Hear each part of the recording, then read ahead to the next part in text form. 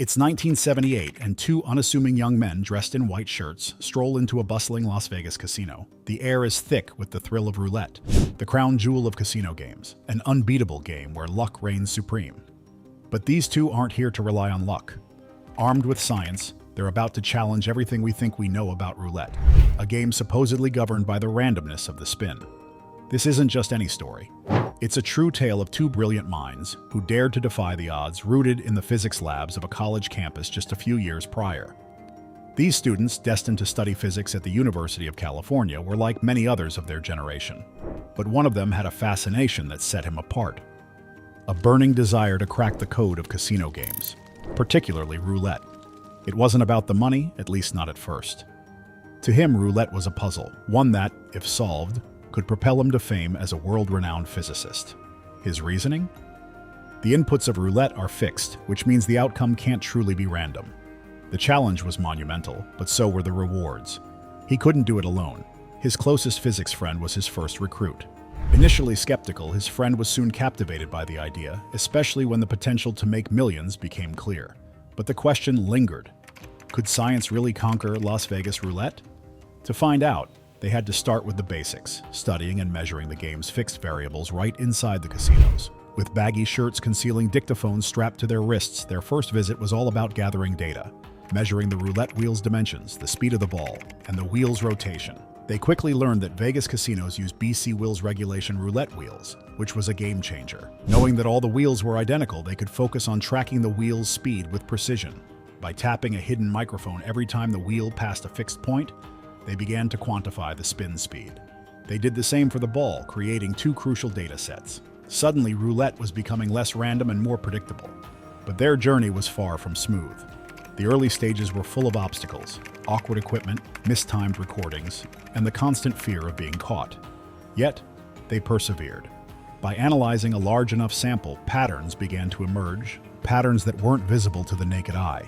They realized that the most critical factors were where the ball left the roulette wheel's track and the wheel's position at that moment. With accurate data, they could narrow down the possible landing spots to a section of 5 numbers. It wouldn't guarantee a win every time, but it would drastically improve their odds, making them 7 times more likely to pick the right number. However, the task of recording this data in a casino and acting on it within seconds was no small feat.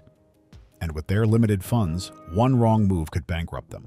They decided they needed a BC Wills roulette wheel of their own to refine their methods further. Amazingly, they managed to get one shipped to their dorm room, despite a close call with the FBI, who suspected they were running an illegal gambling operation. After some quick thinking and a cover story about antique collecting, they were back in business. Back at the University of California, they transformed their dorm room into a mini laboratory, fitting the roulette wheel with triggers and cameras to capture precise data. They even built a towering structure, nicknamed the guillotine, to take photos at the perfect moment. After months of refining their process, they developed a system that could model and track any roulette wheel after just 30 minutes of play. But they still needed to account for the variables controlled by the croupier: the wheel's position, the rotor's speed, the ball's location, and its speed. The solution? A computer. With one of them being a skilled programmer, they decided to build a device that could calculate the odds on the spot. The challenge was creating a small, discrete computer that could be hidden under their clothes. After countless trials and errors, they succeeded. The computer, strapped to the player's chest, was controlled by a switch taped inside their shoe, with thin wires running down their leg. It was a risky setup, especially in a city run by the mob, but the potential rewards were too great to ignore. Afternoon in 1977, one of the students, Doyne Farmer, nervously entered a Las Vegas casino. Despite the cool weather, he was sweating profusely. As he sat down at the roulette table, he began tapping his secret input switch, collecting data on the wheel's rotation and the ball's speed.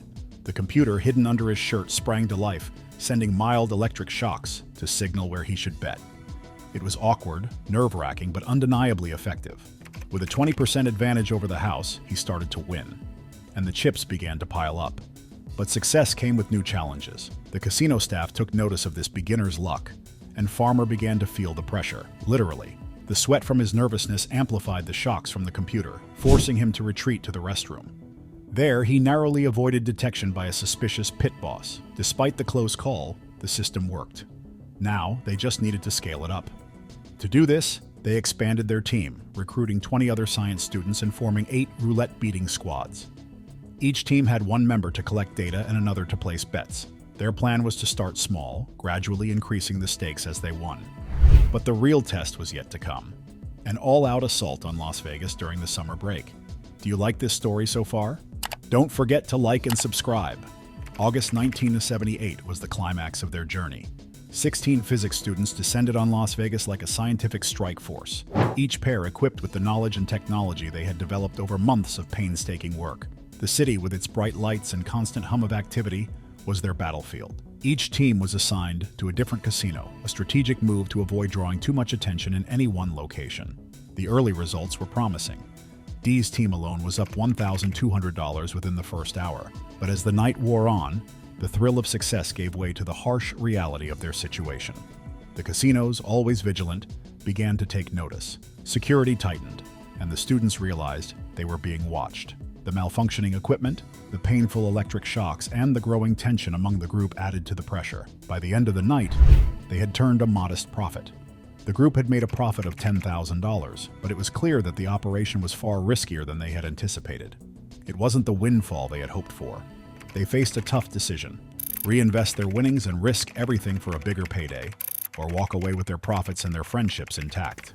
The group decided to call it quits, sharing the profits and returning to their studies. Decades later, in 2012, Doyne Farmer finally felt comfortable enough to share the story of their incredible experiment. The world had changed, and the casinos had evolved to counter the types of strategies they had once used. But the tale of those two students and their quest to beat the system remained as compelling as ever. For Farmer, the experience wasn't just about the money or the thrill of the game. It was about the pursuit of knowledge and the application of scientific principles to real-world problems. Reflecting on the experience, he acknowledged the risks they had taken, but also the sense of accomplishment they felt. Would you take the risk and continue after that night if you were Doyne Farmer? Let us know in the comments below. Want to watch more interesting casino stories? Make sure to like and subscribe.